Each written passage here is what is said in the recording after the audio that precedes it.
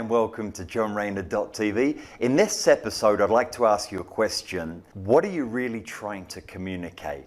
What are you really trying to communicate? And by that I mean, it's absolutely imperative whenever we're writing an email or a report or a proposal, or we've just got to give a one-on-one communication, maybe we're standing around a boardroom, or even a larger scale conference where we're speaking at or publicly speaking.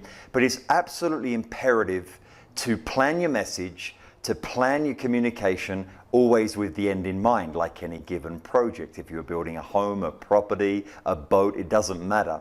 And by starting with the end in mind, we've always got to ask, when we understand our audience, what's best to inform and influence and persuade them, we've always got to ask ourselves two questions. Number one is, what exactly do you want the audience to think or do as a result of your communication?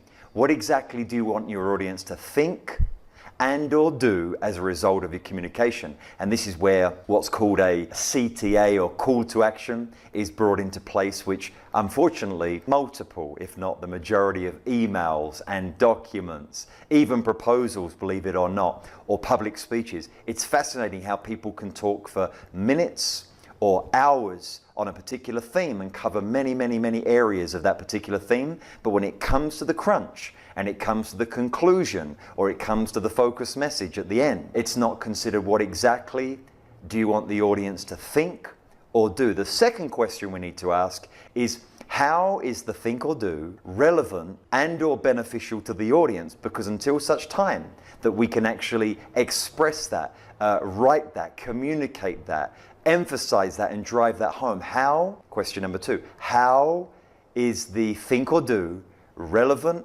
and beneficial to the audience? Not to you, not to your company, not your product or your service. When we ask two questions, number one, what exactly do you want the audience to think or do as a result of your communication? And number two, how is that relevant and or beneficial to your audience? Then we can start reverse engineer and build the rest of our message based on what it is that we're trying to communicate with the audience. So again, I ask you the question, what exactly are you trying to communicate? Hope this helps. See you on the next episode of JohnRayner.tv. Ciao.